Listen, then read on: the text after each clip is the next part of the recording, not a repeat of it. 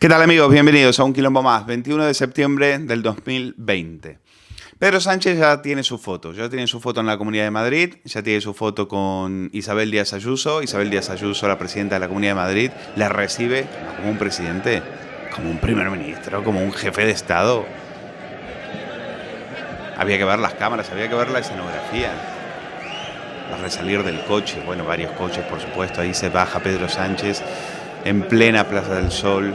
Isabel Díaz Ayuso en la puerta esperándole como si fuera el Papa. Es una escenografía que es demoledora para Isabel Díaz Ayuso, pero es muy beneficiosa para Pedro Sánchez. Ya sé que en Televisión Española le dieron al mute, le quitaron el audio para que no se escucharan todos los gritos de atrás, pero eso da igual. Eso da igual. Había que verlos. Isabel estaba como un flan y Pedro Sánchez estaba donde él quiere estar. Ha venido a rescatar a la ciudad, a la Comunidad de Madrid. Están desesperados, o ansiosos, mejor dicho. Están esperando que Madrid declare el estado de alarma, que esa es la jugada. Se fueron de vacaciones diciendo que no había pandemia, que le habíamos derrotado al virus, que había que disfrutar de la nueva normalidad. Volvemos del verano con una segunda oleada que ya había empezado cuando estos habían hecho las maletas para pirarse. Y volvemos y tenemos una segunda oleada brutal de contagios. Por suerte, la letalidad es mucho menor. Pero Sánchez saca pecho de la letalidad. Dice, no, es que la letalidad es mucho menor, con lo cual nos quedamos muy tranquilos, ¿no? Con lo cual, ahora sí nos podemos quedar muy tranquilos. Y lo que es incomprensible es, como jugada política, es desastrosa para el Partido Popular. Es desastrosa. Perfectamente se puede. Pero si esto lo podrían haber hecho por videoconferencia. ¿Qué necesidad tenían de hacer toda esta parafernalia? Van a ver un corte de Antonio Maestre y la verdad, hay que darle la razón. Tiene toda la razón. Todo esto se lo podrían haber ahorrado. Esto ya en sí es una tomadura de pelo. Si se quieren reunir, que se reúnan. Pero ¿qué es esta ostentación? ¿Qué es esta ostentación cuando estamos en barrios como Fuenlabrada, Usera, Villaverde, ahora mismo vapuleados? ¿Qué es esta ostentación? Que hagan su trabajo y que no se exhiban. Insistimos, toda esta escenografía, ¿a quién beneficia? Es a Iván Redondo, que ya tenía esta imagen, ya la tenía pensada desde hace días, desde el verano probablemente. Endosarle el problema a las comunidades autónomas, que sean ellas. ¿Y de qué se habla? Se habla de Madrid. Que Extremadura tiene más contagios, que Murcia tiene más contagios, que Aragón tiene más contagios, que Navarra tiene más contagios. Bueno, tienen más contagios teniendo en cuenta la densidad poblacional de cada comunidad, sí, pero de lo que se habla de Isabel Díaz Ayuso, que es la culpable, por ejemplo, de que seguramente no hagan PCRs en Barajas, que es por donde entra todo el mundo y por donde está entrando principalmente el virus. Y los culpables son los jóvenes, claro, es que a los jóvenes les gusta pasárselo bien. Y los culpables son los hispanoamericanos, que en los barrios bajos pues tienen costumbres que transmitan el virus. ¿Cómo pueden decir esa chorrada, por Dios? Si no tenéis ni idea de lo que está pasando. El virus va 20 pueblos por delante. Pero si queremos ir a tomar algo a una barra de bar, no nos dejan. Te metes en el metro y te ponen pegatinas. No te puedes sentar aquí, no te puedes sentar allá. Mantén la distancia. Pero si después entro al metro y voy a viajar como una sardina, ¿de qué estáis hablando? No tenéis ni idea. Y el equipo de Isabel Díaz Ayuso, pero por favor, si no se hablan entre ellos. Entre Antonio Zapatero, entre Ruiz Escudero, entre Alberto Rollero, el de Ciudadanos, que era el que filtraba los emails que le mandaba Ruiz Escudero y lo filtraba a la prensa. Y después tenemos una directora de Sanidad que se piró, que dijo, yo aquí no me quedo. De eso nadie se acuerda, ¿no? Pues esa es la gente que está rodeando a Isabel Díaz Ayuso. Más un Ignacio Aguado que sale y dice, por favor, cámaras a mí que necesito un poco de protagonismo. Lo único que puede pedir es protagonismo, porque ideas y soluciones no puede dar absolutamente ni una. Ni una. Y todo con una nube de buitres del Partido Socialista por encima, esperando que Madrid declare el estado de alarma para salir, sí, ahí sí, a pedir una moción de censura, ahí a pedir la cabeza de Ayuso, que ya la están pidiendo, por otro lado. porque este fin de semana también se reunieron en Sol para gritar por la clase obrera. Tócate las narices por la clase obrera, pero si ninguno de ellos ha visto un obrero en su vida. Los obreros ahora votan a la derecha. Estos están con los ricos, estos están con el IBEX. ¿Pero de qué lucha obrera nos venís a hablar? Si ahora estáis con el IBEX y os vas a repartir 140.000 millones de euros, ¿qué lucha obrera? Errejón, ¿cómo puedes salir a decir que segregan por clases sociales si tú no viste a un pobre en la vida? Y cuando fuiste a buscarlos en campaña electoral te sacaron a gorrazos. Ah, ¿que no te acuerdas? Mira. Fascistas, el auge es vuestro. Yo eso no estoy de acuerdo. Perdona, pero os habéis dedicado a vender humo. No ha cambiado nada en la vida de los trabajadores después de todo este tiempo. Es una puta vergüenza. Yo eso no estoy de acuerdo. Yo creo... Es que a nivel práctico, que la gente se piensa que la política son tíos hablando por la tele. Y es que la política es el trabajo diario. Mira, tú luchas de una forma y consigues X. No sé cuánto. Yo lucho de una forma por unos principios. Vosotros lucháis de una forma oportunista por bolsillos de dinero. ¿Cuántas veces hemos visto aquí en la UBA? Nosotros llevamos aquí trabajando toda la vida.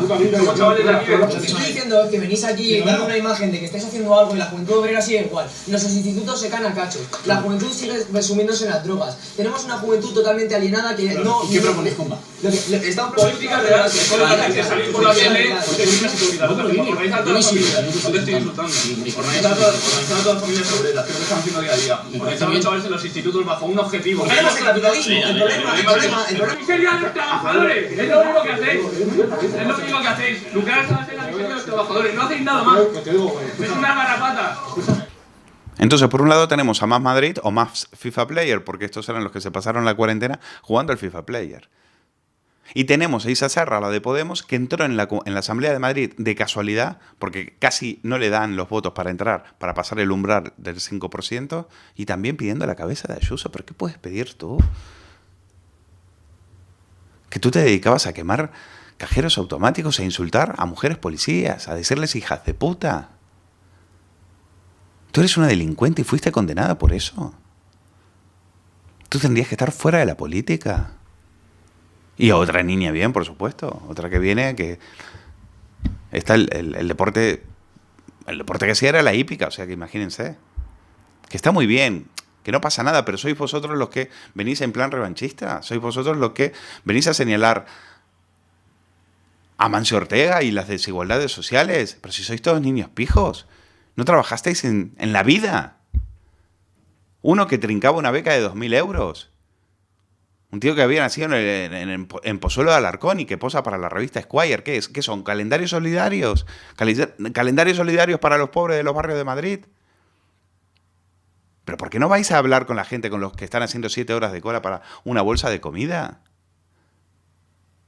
Si no moviste un pelo por nadie. Ramón Espinar, que por la mañana te hacía una manifestación por la vivienda digna y por la tarde estaba especulando con vivienda de protección oficial y se trincaba 30.000 euros. Estos son la Rita Maestre. Bueno, y ni hablar del Marqués. Si el Marqués está en el chaletazo y ahora estás mirando series, vas a hacer un programa de televisión, estás pactando y negociando con los herederos de la ETA, que son los socios para ti, los socios preferentes, y Carmen Calvo llorando por un militante de hace 80 años que lo encontraron con el carnet del Partido Socialista en la boca. Un compañero que va a morir y que tiene la mano en el bolsillo porque allí sus familiares luego encontraron que tenía el carnet del partido. 7 tiros. En el momento que te mando te voy a dar 7 tiros. Fascista de mierda. Ni si eres hombre, ven aquí. Las amenazas. Ven aquí tú. Ven aquí, cabrón. De que me va a pegar. Ven aquí. Redúzcanle. Ven aquí, cabrón. Ven tú, que te voy a picar. Te voy a arrancar la piel a tiras. Cabrón, ven aquí. Tú. Podrías estar llorando, Carmen, por los socialistas a los que asesinaron de un tiro en la nuca, como Ernest Lluch, por ejemplo, o Juan Priede, ¿te acuerdas, no? Ese al que asesinó Iñaki Bilbao. Ese se dedicaba a asesinar a los socialistas y ahora lloráis por ellos. Os abrazáis con Bildu, pisoteando la memoria de los vuestros. De los vuestros. No tenéis ni dignidad ni vergüenza. Lo que sí sabéis hacer frente a una oposición que no existe es estrategias políticas. Vais a lograr que la culpa de todo el coronavirus la tenga el Partido Popular. Pero no por mérito vuestro, sobre todo por demérito de los demás. francamente, se tendrían que haber ahorrado esta imagen. Y esta imagen, al único que le va a servir en este momento es a Pedro Sánchez. Una cosa que se podría haber hecho por videoconferencia y cometen el error de regalarle toda una escenografía de pompa para Pedro Sánchez. Gran error.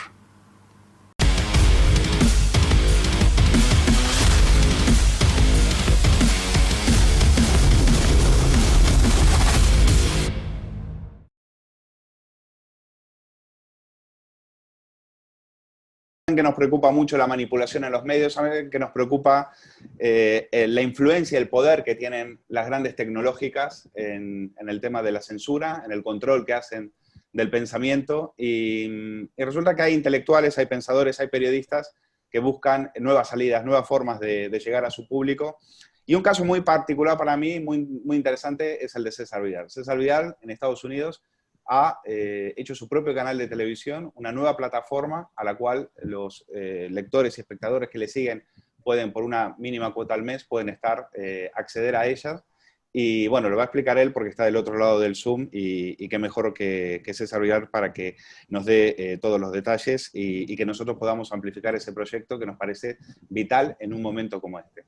Don César Vidal, muy buenas, un placer tenerte aquí con nosotros. Gracias por aceptar nuestra invitación. Encantado de estar contigo, Luis. Hacía mucho tiempo que nos charlábamos así cara a cara, de manera que para mí es una alegría, un honor y un privilegio el poder departir contigo. Mira, el origen de este proyecto ha venido por una línea que nosotros seguimos desde hace años. Cuando digo nosotros me estoy refiriendo al equipo de La Voz y a mí mismo, que ha sido el de poder continuar defendiendo la libertad y la verdad sin que en algún momento nos decapiten.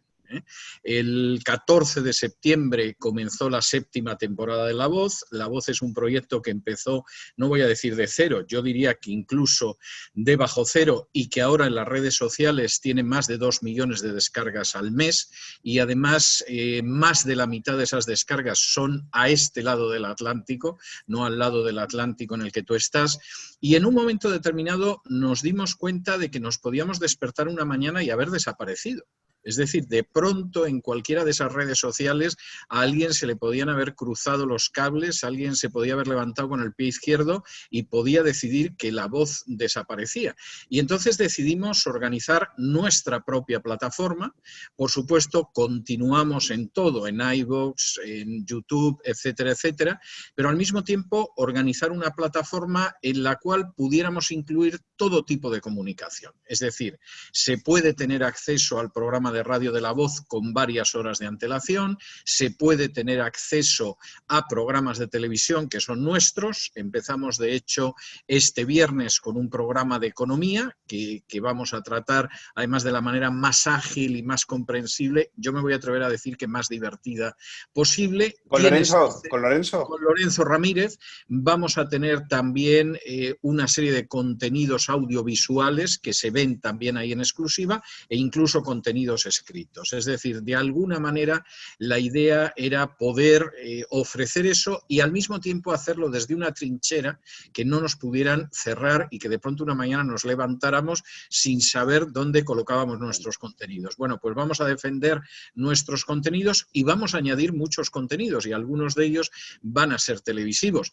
Incluso hay secciones que cuando pensamos en esto realmente no se nos habían pasado por la cabeza. Por ejemplo, yo no sabía que iban a suprimir mis columnas en La Razón y entonces nos dimos cuenta de que las columnas que ya no voy a publicar en La Razón van a estar también dentro de este proyecto. Yo las voy a leer ante la cámara y se van a llamar las columnas de la Sin Razón. Y en este sentido, pues ese es un contenido, por ejemplo, audiovisual en el que no pensamos y que nos lo dieron, pero vamos, como un regalo a huevo. El propio domingo. Inmediatamente yo pensé, pues qué pena, si yo llevo 15 años acostumbrado a esto, pues lo voy a seguir haciendo. Entonces, fundamentalmente es un proyecto muy modesto, porque nosotros siempre nos hemos lanzado al agua, pero vamos, yo creo que a veces sin flotador, pero es un proyecto de gente muy convencida, muy comprometida, muy profesional y que además busca que no nos despertemos una mañana y que nos hayan cortado la luz. César, háblame de de la parrilla de contenidos. ¿Cuál es tu programa? La gente que quiere escucharte, ¿cómo tiene que hacer? ¿Qué tiene? ¿Por dónde hay que entrar? Y si hay que pagar para la cuota que hay que pagar para poder ver los contenidos de César Vidal TV. Bueno, la gente que ha querido escuchar el programa La Voz lo ha podido escuchar en los últimos años, en las 6 anteriores temporadas, o bien yendo a mi página web, que es cesarvidal.com, o bien yendo a YouTube, y de hecho ahora mismo en YouTube andamos un poquito por debajo de los 100.000 suscriptores del canal de La Voz, y oyendo, por ejemplo, a iVoox, es decir, había distintas redes sociales donde aparecía esto, también lo anunciábamos en Facebook, en Twitter, etcétera, etcétera. En estos momentos es un salto que va más allá porque al pagar una pequeña cuota de suscripción, que son $7 al mes, estás hablando al cambio de unos 5 y pico euros, no llega ni siquiera a los 6 euros, tú tienes acceso no solo a todos los contenidos de La Voz con anterioridad, sino que además vas a tener acceso a conferencias, contenidos audiovisuales, tertulias de carácter histórico, programas de carácter económico, etcétera, etcétera. La idea que tenemos es ir aumentando cada vez más esos contenidos, porque esto no es como una televisión que hubiera podido ser así convencional, con una parrilla convencional. Esto se parece mucho más a Netflix, es decir, salvando las distancias. No pretendemos ser Netflix ni decir cosa parecida, pero se parece más en el sentido de que tú pagas una suscripción, que es bastante modesta, tú entras a cualquier hora del día o de la noche y tú ves lo que te apetece. Lo mismo vas a ver un coloquio entre historiadores sobre la Guerra de Secesión en Estados Unidos, pongo por caso, que vas a ver un programa semanal de economía que llevamos Lorenzo Ramírez y yo, que te vas a encontrar unas horas antes con los contenidos del programa de radio de La Voz, que incluso te puedes encontrar un ciclo de conferencias o incluso material escrito, ¿no? Y, por supuesto, las columnas de La Sin Razón. Pero la cuestión a la que voy es que se parece más a lo que sería la idea de Netflix. Es decir, usted se suscribe, incluso si se suscribe a todo el año en vez de a un mes, son solo $70, no serían los $82 que sería mes por mes, sino que son $72, y puede entrar en cualquier momento y, por supuesto, acceder a cualquiera de los contenidos, que son contenidos que van aumentando, yo me atrevería a decir, a diario, porque de hecho comenzamos con el canal César Vidal TV en el 14 de septiembre, el lunes, y estamos en medio de la semana y no hemos dejado en ningún momento de incluir nuevos materiales. Hay nuevos materiales cada día y además son muy amplios. La gente que sea aficionada a la historia va a encontrar materiales de historia, la gente que le interesa la economía va a tener materiales de economía, los aficionados a la psicología o a la literatura van a encontrar materiales, e incluso aquellos a los que les interesa la teología van a tener series de teología. O sea que quiero decir que es difícil poder ampliar más esta cuestión. Hay incluso hasta secciones de medicina naturista. O sea que el contenido es bastante amplio. Y sí hemos querido ofrecer más de lo que suelen ofrecer las televisiones convencionales, aunque sea una televisión online más cercana a Netflix pues que a Telecinco, Antena 3, ¿no? Es decir, no va a haber programas de corazón. La gente no va a ver tampoco a determinadas personas tirándose a gritos los trastos a la cabeza y hablando de sus asuntos de cama. No va a haber correas de transmisión de los partidos políticos en ninguno de los programas. Son programas para gente que siente interés por determinadas áreas que muchas veces no tienen espacio en las televisiones. No hay programas de medicina en las televisiones, por ejemplo. No hay programas de historia en las televisiones. Los programas de economía, yo me atrevería a decir que prácticamente han desaparecido, ¿no? Y entonces en esas áreas es donde vamos a trabajar, y con un público que en estos momentos yo te diría que aproximadamente en un 40% es español y en un 60% ya está situado en los Estados Unidos, en Hispanoamérica, pero tenemos suscriptores de Vietnam, tenemos suscriptores de Jordania, de Israel, de Noruega, es decir, el número de... Ahora las audiencias se miden así, ¿no? Se miden a nivel mundial, porque tú llegas a gente de todo el mundo. Antes, con una tele convencional, no podrías. Claro. No puede ser. Bueno, esto es algo que nosotros descubrimos desde el primer momento. Cuando nosotros empezamos con el programa de La Voz, lógicamente nuestra audiencia pues era prácticamente en un 100% española, o sea, tenía lógica. Era gente que además a mí me venía siguiendo de las 2 radios en las que había dirigido programas de radio. Pero claro, a una velocidad de vértigo empezamos a encontrarnos con que aumentábamos la audiencia española, pero la audiencia extranjera aumentaba mucho más y la superaba. Y esto es algo que es muy interesante. Nosotros ahora mismo, pues seguramente el primer país por número de oyentes, aunque ya sean menos de la mitad, seguramente sigue siendo España, pero es que el segundo ya es Estados Unidos y el tercero es México. Y esto es significativo. César, a mí me cuentas esto y parece mentira. Aquí es ciencia ficción, porque aquí tú hablas con gente que algunos que quieren proyectos de TV y todavía están pensando en la TDT. Imagínate. Es decir, bueno, pero tiene una razón de ser. ¿Qué explicación le encuentras a eso? Vamos a ver, yo creo que hay 2 explicaciones y las 2 son muy tristes. Una es que hay un porcentaje muy elevado dentro de los medios en España que son muy pueblerinos. Es decir, cuando tú ves desde fuera la información que se da en los medios, los temas sobre los que se discute, etcétera, son muy pueblerinos. Hay muy poco espacio, por ejemplo, de información internacional, de economía internacional, aunque eso le afecta mucho a España. O sea, no es que te vas a poner a hablar de Tailandia porque tienes que tener una cuota asiática. No, es que realmente lo que sucede en otros países tiene un peso sobre España que, aunque la gente no se lo crea, es mucho mayor que el que pueda tener Cataluña, las Vascongadas o Andalucía, pongo por caso. Y en segundo lugar, porque los medios de comunicación en España, de una manera, no diré total, porque no es cierto que sea total, pero sí muy mayoritaria, crecen a la sombra del poder.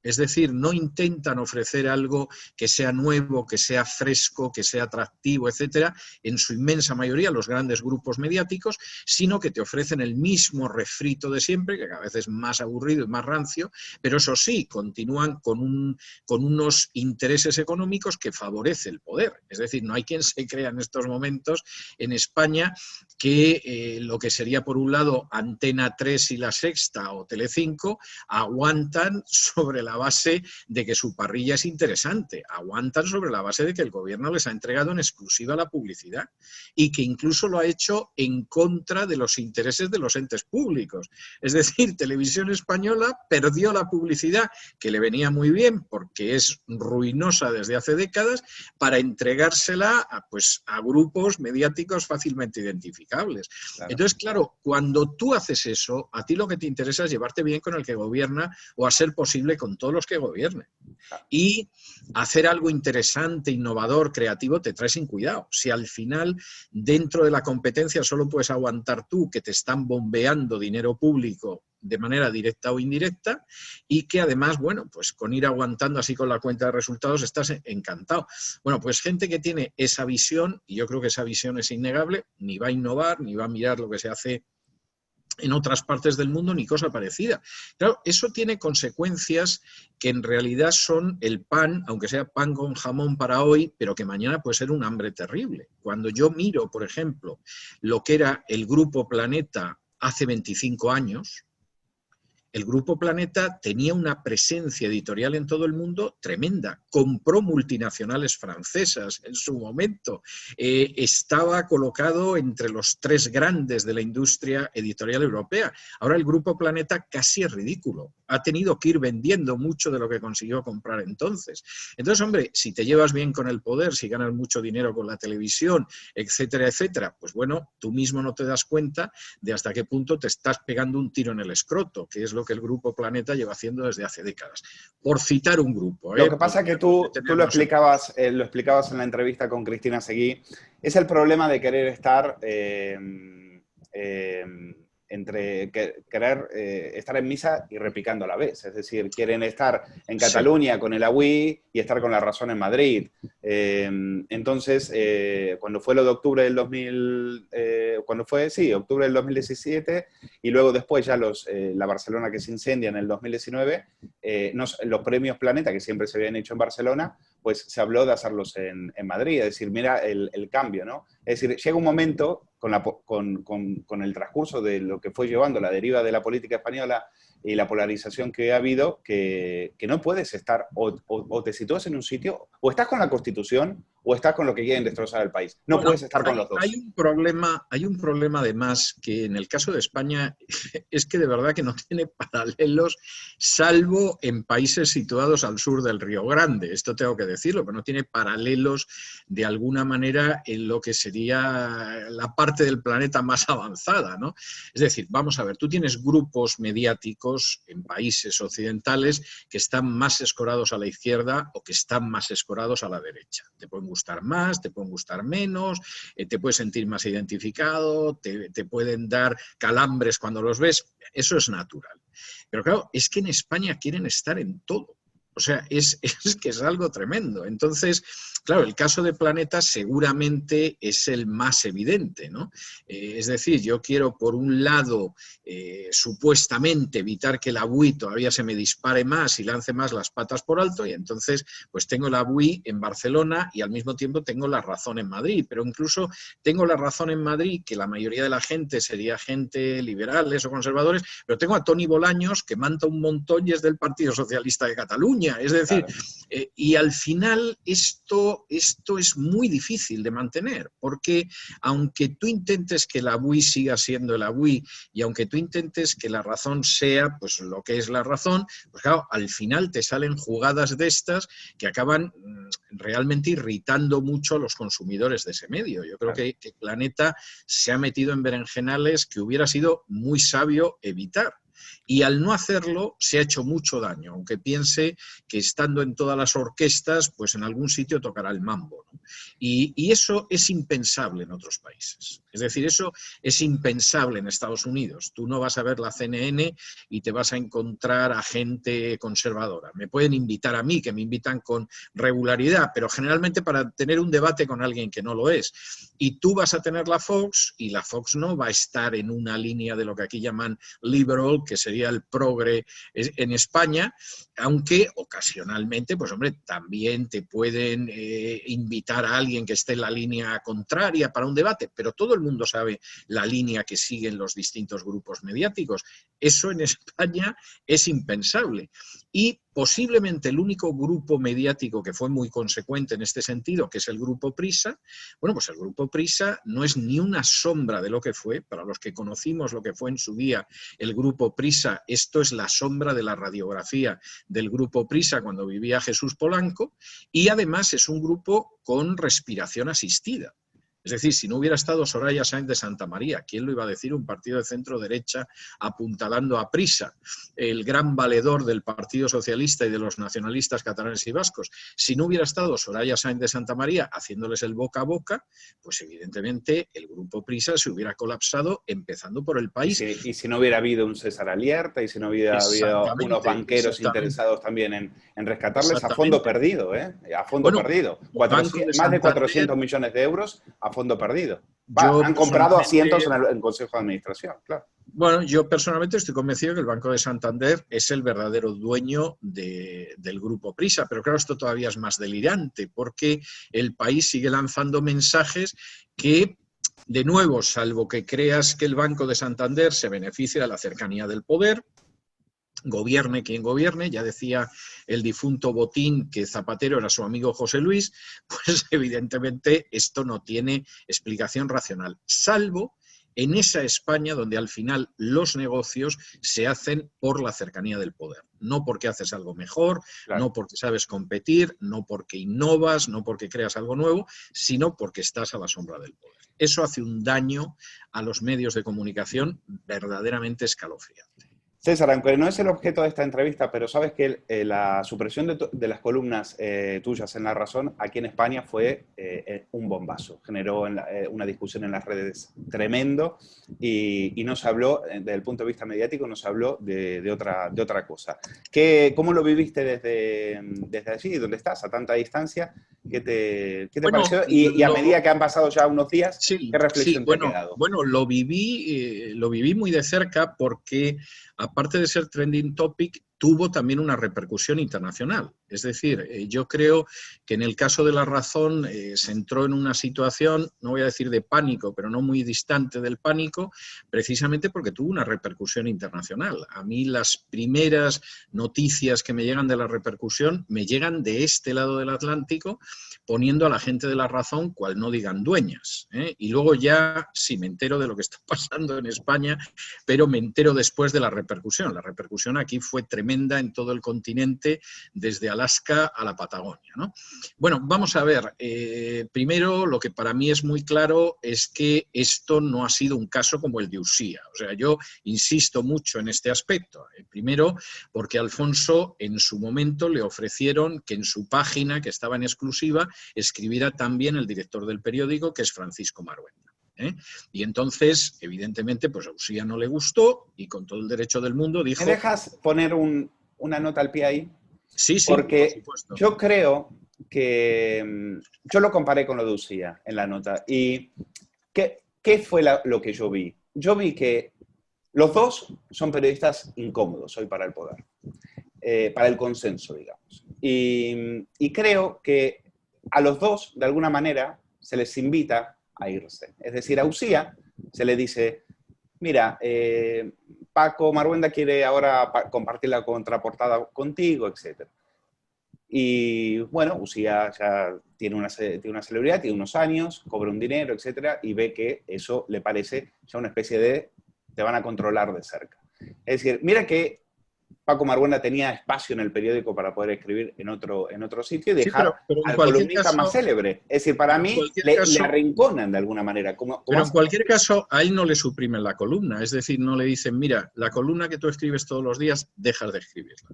A mí sí me mandaron un email y me dijeron que las 2 columnas que yo escribía a la semana y que llevaba escribiendo más o menos 15 años, día arriba, día abajo, desaparecían, ¿no?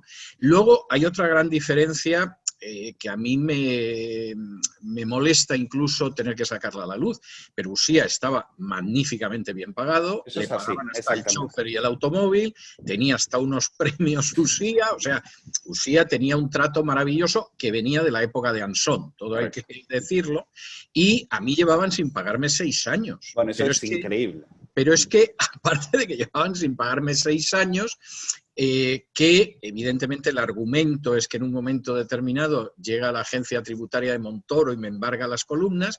Bueno, primero, formas de pagarme había muchas. Es decir, podrían haberme pagado simplemente pagando a una agencia americana con la que contrataran mis artículos. Syndicated, por ejemplo, claro. Por ejemplo, lo podrían haber pagado, Hacienda no hubiera podido hacer nada, por supuesto no hicieron nada. Cuando a mí la Administración de Justicia me empieza a dar la razón en repetidas sentencias contra la agencia tributaria, por ejemplo hay unas sentencias en las que dicen que el embargo de la agencia tributaria es ilegal porque no ha respetado ni la legalidad, ha pisoteado, ha entrado como un elefante en una cacharrería, y yo le mando estas sentencias a la razón, pues el abogado de Barcelona dice que no me paguen un céntimo. A Barcelona le importa un pito lo que diga la Administración de Justicia. Supongo que estaría encantado. Pero tú pensabas que te iban a pagar. O sea, tú seguiste escribiendo y dije, en algún momento cambiarán de parecer y me van a pagar. No, yo pensé que en algún momento, cuando empezaran a aparecer las sentencias estas de Hacienda, que tienen casi 2 años ya, efectivamente, pues me pagarían. Pero incluso en ese sentido, y ya no es la cuestión material, es una cuestión meramente de un detalle. Es decir, el abogado nos ha dicho esto, como es un abogado de un despacho caro de Cataluña, le vamos a hacer caso y tal. Oye, pero estas Navidades te vamos a mandar 2 tabletas de turrón, ¿no? Hombre, es simbólico para que veas que apreciamos que llevas 6 años sin cobrar, ¿no? O, como nos hemos enterado de que cojea la mesa del comedor de tu casa, te mandamos el último premio Planeta para que lo calces y entonces la puedas utilizar, ¿no? En fin, no sé, algo así, ¿no? Que ni un detalle de ese tipo. O sea, es que es algo que yo lo pienso ahora con 6 años de distancia y dices, hombre, no voy a hacer chistes sobre ciertas regiones, pero es que esto clama al cielo. ¿Y qué vas a hacer? Porque tú te pusiste en contacto, preguntaste, te dijeron, bueno, a Sí, partir de ahora queremos que seas como articulista. A mí me ¿Tú qué llegó vas a del hacer? jefe... ¿Has tomado una decisión al respecto? Sí, vamos a ver, a mí me llegó de Semprún un email el domingo, que es de eso que yo me desperecé aquí, me despertaba por la mañana, que debían de ser las 12 en España, las 6 y pico en Estados Unidos, y cuando sin salir de la cama estoy viendo los emails, veo uno que pone Semprún y digo, esto es que me dicen que se acabó trabajar en La Razón, porque lo que me hubiera sorprendido es que el jefe de opinión de La Razón me escribiera un email para decirme que me iban a pagar 6 años que me debían. Entonces, yo solo ya cuando vi el nombre dije, se acabaron las columnas, bueno, fue bueno mientras duró. Y lo leo y efectivamente me dice que hay una reestructuración de opinión y que efectivamente pues las columnas desaparecen. Pero que ya me contarán en nacional e internacional alguna nueva colaboración, etc. Yo en ese momento, y sin salir de la cama, escribí a Semprún, a Paco Maruenda y a Mauricio Casals diciendo, me acaba de llegar esto, lo siento, porque esto llevaba yo 15 años haciéndolo, pero bueno, ya me contaréis lo que pensáis hacer, porque lo que es obvio es que me he quedado sin las columnas. Y como mencionaba la de internacional, que es Rocío Colomer, que yo he tenido trato con ella durante estos años, de ella no tenía el correo, pero sí tenía el WhatsApp, y le envié un WhatsApp y le dije, oye, me ha llegado esto, ya me contarás, etc. Bueno, no hace falta que diga que no me respondieron. Yo también lo atribuí a que era domingo, o sea, tampoco estiremos las cosas más de lo suyo. Seguramente si les llegó la tarde del domingo, pues dijeron, pues ya contestaremos el lunes. Pero, claro, cuando yo me despierto el lunes, ya se había armado la de San Quintín internacional. O sea, la parte de España, digamos que yo la he seguido menos, aunque sé que fue trending topic el lunes, pero es que la que se había armado a este lado del Atlántico, o sea, en Argentina, en México, en Estados Unidos, en República Dominicana, en Perú, los estaban poniendo a los de La Razón a escurrir realmente, pues no digan coñas, ¿eh? Y todo el mundo además hizo una lectura como la que tú comentabas. No mencionaban a Usía, porque no es conocido a este lado del mundo, pero sí en el sentido de, esto es descarado, están acabando con un periodista independiente, esa es la lectura. En un momento determinado me pidió Cristina Seguí, con la que yo tengo una sección todas las semanas, entrevistarme sobre el tema y yo le comenté absolutamente todo. Y yo creo que en La Razón hubo algún momento que se inquietaron mucho, por ejemplo, cuando salió Daniel Stulin, que es un personaje conocido internacionalmente y al que siguen millones de personas, diciendo que eso era una vergüenza. Tanto que La Razón inmediatamente entró en el Twitter de Daniel Stulin para decir que no era verdad, que yo seguía, etcétera, etcétera. En medio de esta situación, a mí me llama Paco Maruenda, estuvimos hablando cerca de 50 minutos, que es una conversación dilatada, en fin, fue amistosa, porque siempre hemos tenido buena relación y él ha formado parte de mis contertulios en alguno de mis programas de radio, y entonces me dice, bueno, que me van a llamar y me van a contar lo que podía ser, y al día siguiente me llama la jefa de Internacional para decirme que en realidad pretenden que trabaje mucho más, es decir, que lo que escriba sea bastante más que las dos columnas, bastante más deprisa, porque en vez de esa columna que tú sabes que sale el domingo y el miércoles y te das tu tiempo, aquí te llaman y te dicen dentro de una hora tienes que tener 800 palabras, y además sobre temas que me dijeran, ¿eh? Y entonces yo le dije a Rocío, digo, mira, Rocío, esto coincidirás conmigo que es muy descarado. O sea, pretender que voy a trabajar más. ¿De dinero hablaron? Encima, esta es la cuestión, encima sobre temas que me vais a decir, que además los tengo que hacer deprisa, porque ya entras no en la opinión, sino en la información, etcétera, etcétera, que te llaman y te dicen que se ha muerto uno en Rumanía, que nos escribas 800 palabras, etcétera. Y además, sin hablar de dinero, hombre, mira, esto no puede ser. Y entonces yo envié un email al mismo email. Se lo mandé a Francisco Maruenda, pero al mismo tiempo coenviado a Rocío Colomer y a Mauricio Casals, diciendo, vamos a ver, esto no puede ser. Es decir, mal estaba que yo antes escribiera tanto, pero bueno, era más cómodo a mí escribir la columna, ya es que me salían las 400 palabras de un tirón. O sea, estás hecho, llevas una década y media haciendo eso, pero que ahora pretendéis que trabaje más. en unas condiciones que para mí son peores y son más incómodas, y además seguimos sin cobrar. Entonces, vamos a ver, primero, esto os lo tenéis que pensar, yo os doy una serie de vías, pero lo que sí os adelanto es que trabajar gratis para La Razón ya forma parte de mi pasado. Y esta es la situación que hay. Rocío Colomer sí me ha contestado esta mañana diciéndome me hago cargo de lo que me dices, pero claro, yo aquí no tengo poder decisorio, lo cual es verdad, y de Marwenda y de Casals pues no he recibido noticia. Sí te adelanto que si efectivamente la contrapropuesta realmente no la aceptan, pues yo no tengo ningún interés en seguir en La Razón, porque es que esto ya es que me parecería un escupitajo en la cara. Es decir, a nosotros nos parecía desde aquí, decíamos, que le digan a César Vidal que escriba sobre, como si fuera un becario, ¿no? Oye, tú que estás ahí en Estados Unidos, aprovechando que está en Estados Unidos. Estás ahí, pues escríbenos una pieza y además más grande, ¿eh? O sea, claro, si lo de opinión son 400 palabras, pues 800 ahora, ¿no? Encima. Descarado. Y encima pretendes esto cuando no me has regalado, vamos, ni un lomo, unas navidades en estos 6 años que he trabajado gratis. Oye, vamos, yo no me cabe la menor duda de que tengo mucha más cara de tonto de la que a donde puedas hablar y decirlo. ¿Qué explicación te dio Marwenda? A mí la única explicación que me dio Marwenda, y no tengo por qué no creérmela, era que se había reestructurado Opinión y que yo quedaba fuera.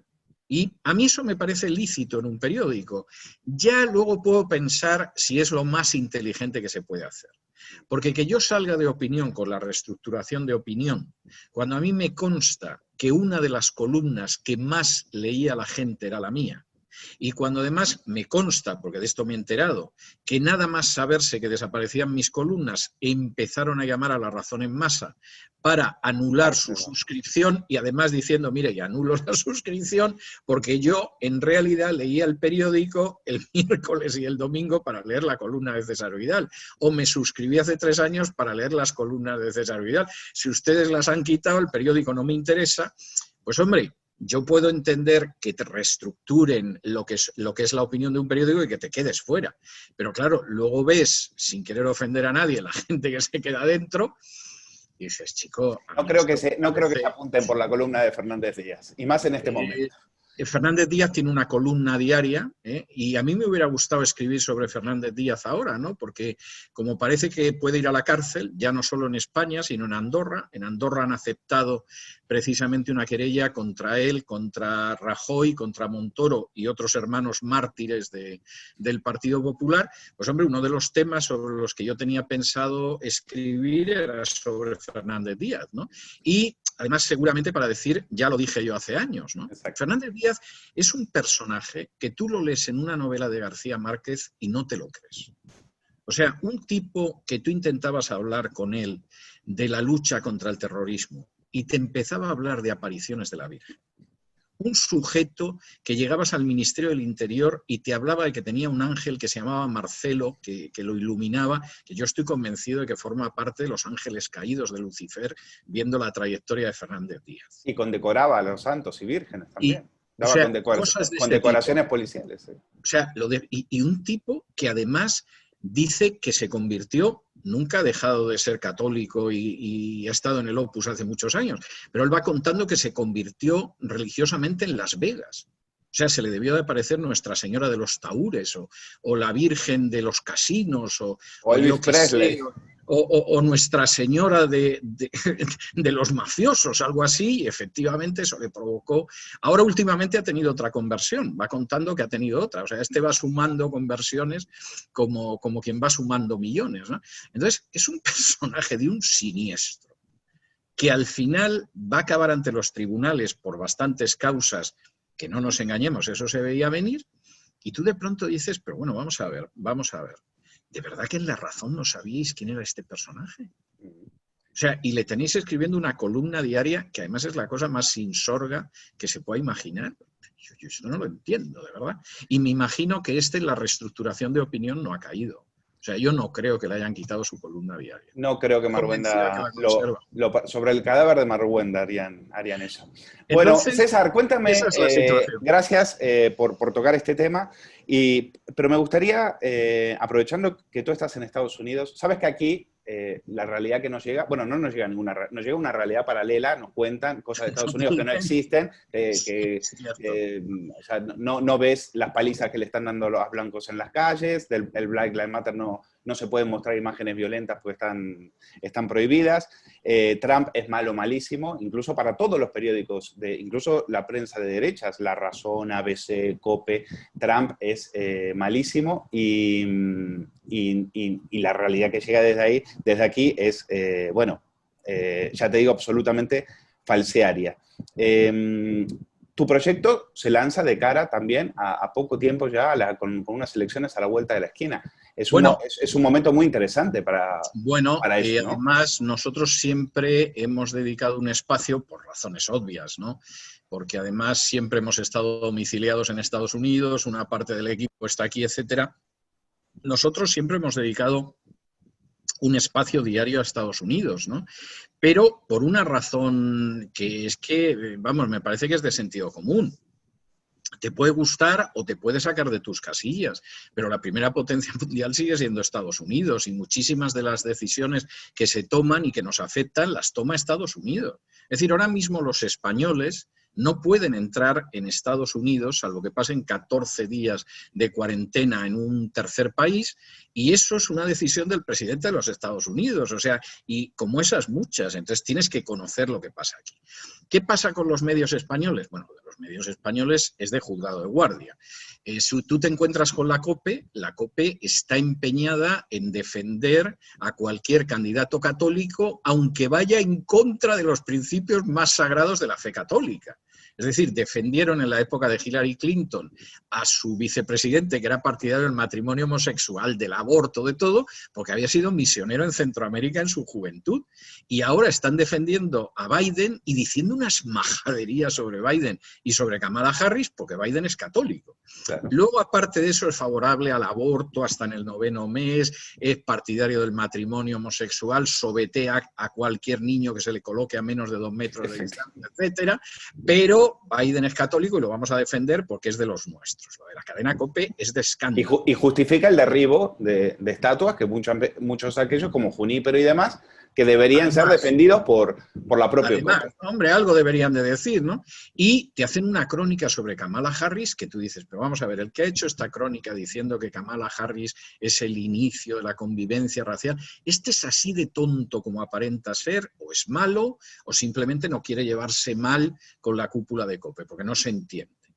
En el caso de La Razón, bueno, La Razón tiene un historial de corresponsales en Estados Unidos que yo no los tendría ni de conserjes en La Razón. A mí me decepciona el caso de Julio Valdeón, porque Julio escribe bien, Él escribe bien, pero no ve lo que está pasando, no se entera.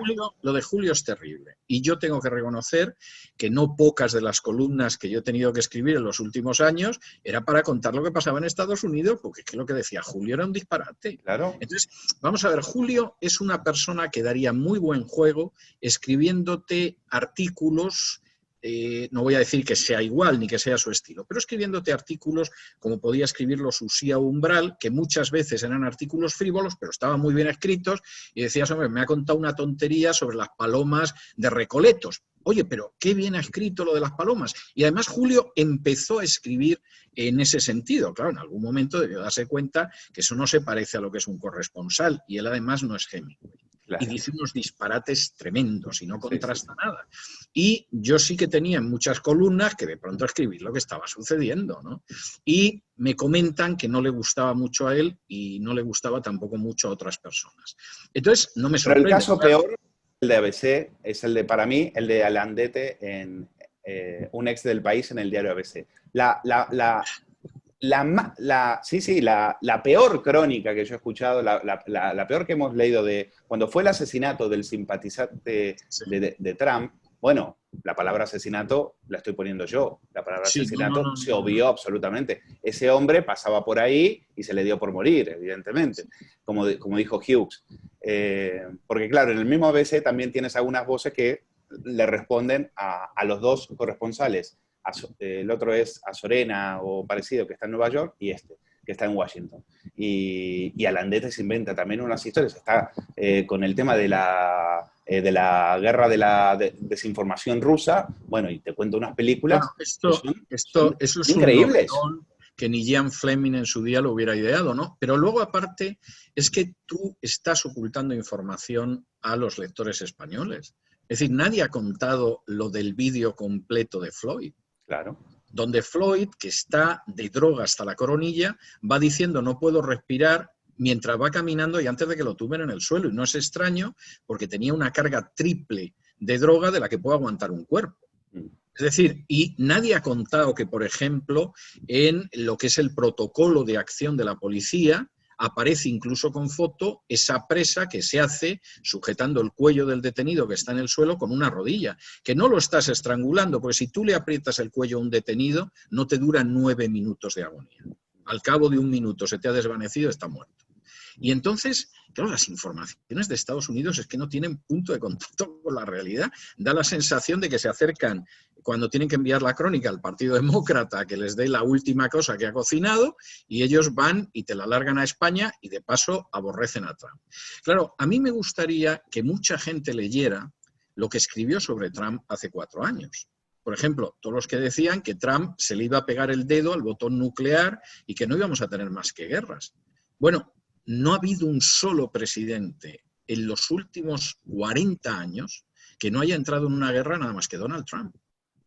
Y a Obama le dieron un premio Nobel de la Paz cuando resulta que en los 5 primeros años bombardeó 7 países distintos. Es que es escalofriante. Y Donald Trump no ha ido a ninguna guerra, ha evitado alguna guerra que no hubieran evitado otros presidentes y encima ha ido sacando a Estados Unidos de los jolgorios bélicos en que los habían metido otros presidentes.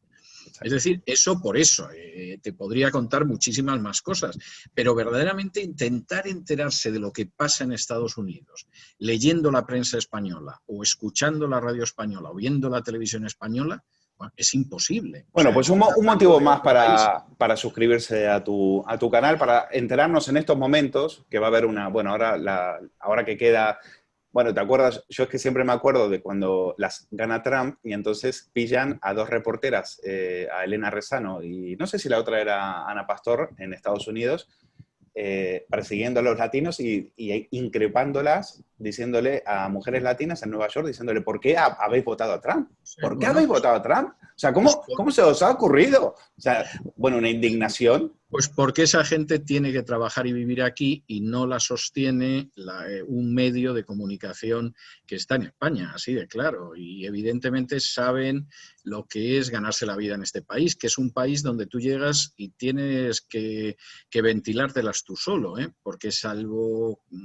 Vamos, contadísimas excepciones, aquí no te dan nada más que la oportunidad de que sigas adelante, ¿no? César, cuéntame eso, cuando tú llegaste a... ¿Cómo fue? Porque tú hoy eres una voz muy escuchada, tus conferencias, bueno, la gente la sigue muchísimo, basta darse una vuelta por YouTube para ver la cantidad de visitas que tienen. Me interesa porque uno tiene la idea de que allá estaban como un poquito más avanzados en el tema periodístico, en el tema intelectual, pero parece que tu llegada ahí, de alguna manera también pateó el avispero. De alguna manera removiste conciencias y tu mensaje caló mucho. ¿A qué se lo atribuyes eso? Bueno, vamos a ver, al hecho de que tú... Vamos a ver, yo te resumo muy brevemente, ¿no?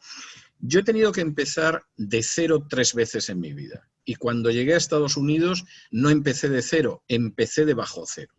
Y esa fue la 4ª. O sea que cierta experiencia en tener que empezar de 0 tenía, pero este es otro país. Tú llegas a este país, esperas, por ejemplo, que gente que tú conoces de años y que cada vez que pasaban por España te pedían favores y, en fin, tú intentabas ayudarlos, te iban a echar una mano. Bueno, lo primero que descubres es que no te echan una mano, pero vamos, ni al cuello, si acaso al cuello. Empiezas a descubrir, por ejemplo, que amigos de otras épocas lo que están viendo es a ver si tienes algo para poderse apoderar de ello. Porque incluso hasta piensan que puedes tener dinero, muy equivocadamente, pero lo creen y están viendo. Y entonces, y descubres también algo que yo eso sí lo sabía y contaba con ello, y es que tú llegas a este país y aquí no te dan nada. Tú aquí te tienes que abrir camino tú solito. El único aspecto que yo encontré muy positivo y que eso ha hecho que yo esté muy agradecido a este país, del que soy ciudadano a día de hoy, es que cuando yo llegué aquí y pedí mi residencia, y la pedí por consejo del abogado por capacidades extraordinarias, que es por lo mismo que consiguió la residencia la actual primera dama de Estados Unidos, a mí me dieron la residencia, la Green Card, en 8 semanas. Y era récord. Mis abogados me dicen que no se han encontrado con un caso igual. Pero una vez que tú tienes esa tarjeta de residencia, hijo mío, tú te buscas la vida, porque aquí no te van a dar absolutamente nada. Salvo que puedas pertenecer a determinados grupos, pero no era mi caso. Yo ni venía de Cuba, ni era negro, ni era mujer, ni era gay. O sea, no cumplías con los requisitos. Yo me ganaba la vida como yo pudiera. Y eso es muy duro durante un cierto tiempo. Y hay gente que lo lleva muy mal. Y yo, sin embargo, pues dije, bueno, si es que no me puedo permitir otra cosa. Es decir, si yo al final he decidido quedarme en este país porque me he salvado por unas horas de que me maten en España, vamos, voy a volver yo a España ni que estuviera loco. Tenía ofrecimientos para irme a 2 países y en uno de ellos me daban el pasaporte en ese momento. Es decir, un país bastante importante se puso en contacto conmigo, un amigo que es ciudadano de ese país, y me dijo, si tú quieres venirte a mi país, te vamos a dar el pasaporte en una semana porque estamos a la caza de gente relevante y entonces nos vendría muy bien que tú aparecieras en las fotos con otra gente relevante. Yo se lo agradecí en el alma, es una de las pocas personas que quiso tenderme una mano, pero lo rechacé cortésmente. Y entonces cuando tú llegas aquí, dices, bueno, a ver, ¿qué puedo hacer que no estén haciendo otros? Y entonces te das cuenta que puedes hacer cosas diferentes. Es decir, puedes, por ejemplo, vivir en el sur de la Florida sin que el 125% de tu información sea sobre Cuba. Y que efectivamente, además, la gente quiere oír otra cosa que no sea Cuba y Venezuela. Quiere oír lo que pasa en Cuba y Venezuela, pero vamos a ver, quieren enterarse de lo que pasa en el mundo. Y entonces tú empiezas a moverte. En un momento determinado, tú dices, vamos a ver, y esta es la tesis de mi último libro que ha salido en español y en inglés, Un mundo que cambia. Un mundo que cambia. Vamos a ver, usted sigue con los parámetros de la Guerra Fría. Desperécese un poco intelectualmente, porque la Guerra Fría acabó hace 30 años y estamos en otra batalla. Y usted no se está enterando de lo que pasa en este mundo, porque se cree todavía que es la lucha entre el bien y el mal, Estados Unidos y Rusia. Y no es así. No digo que sea mejor o peor, posiblemente es peor, pero en cualquiera de los casos ese no es el mundo en el que vivimos. Y eso permite que en un momento determinado tú salgas adelante, porque la gente que te empieza a oír acaba hablando con un amigo y le dice, oye, hay un tipo raro, un español aquí que cuenta cosas que no las cuenta nadie, te explica unas cosas, etcétera, y en un momento determinado te encuentras con que no puedes ir al supermercado porque la gente te para, que es lo que a mí me pasa hace años. Y entonces tienes que empezar de cero. Lo bueno, mira, lo bueno de este país, Luis, es que seguramente no te dan nada, pero tampoco pretenden robarte continuamente. Yo pago impuestos aquí y bueno, cada vez que recuerdo lo que es España y que veo lo que es España y veo los impuestos que pago aquí, mira, dices, si me encuentro a Montoro lo mato. O sea, es de estas cosas que dices, ¿cómo pueden ser tan canallas los ministros de Hacienda en España, los esbirros de la agencia tributaria, toda esta chusma que se dedica a destruir a las clases medias para mantener unas oligarquías que están arriba y, eso sí, sus pesebrales electorales para que los voten? Es decir, esta gente, o sea, quiero decir, a mí no me sorprende que a Montoro lo vaya a citar la justicia, si es que lo que no entiendo es que no esté en prisión desde hace años. O sea, a mí no me sorprende que a Rajoy lo vaya a citar la justicia, si es que lo que me sorprende es que no esté encarcelado.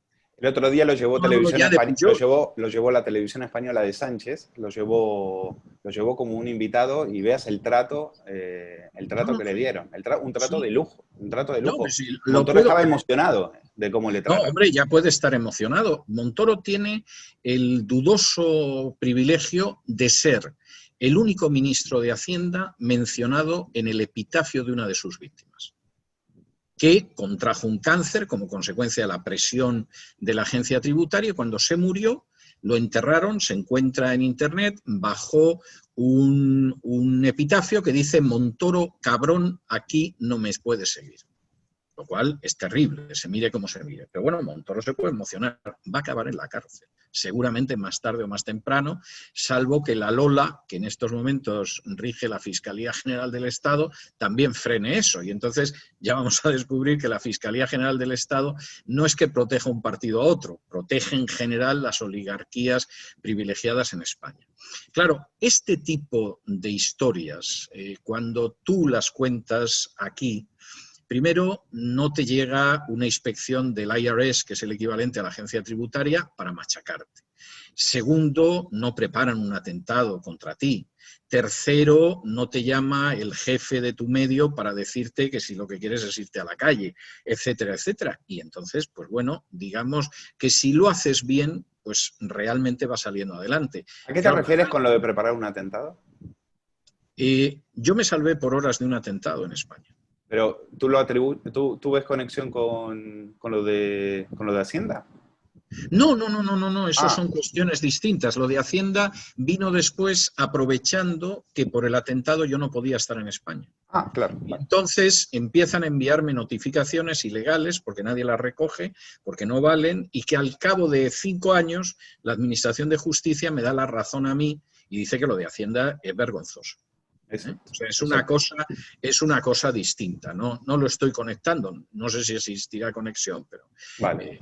Hombre, hay cosas que yo me he preguntado sobre mi atentado, ¿no? Es decir, cómo a mí me avisa una persona de ese atentado el mismo día que yo aterrizo en Estados Unidos y, por ejemplo, Fernández Díaz no sabía nada, pero seguramente es porque Fernández Díaz estaba rezando el rosario y había gente en el aparato del Estado que sí sabía que iban a atentar contra mi vida, pero el ministro del Interior, que es el primero que debía saberlo, pues ahí andaría jugando al tute con el ángel Marcelo y claro, ¿cómo se va a enterar de estas cosas y me va a avisar, ¿no?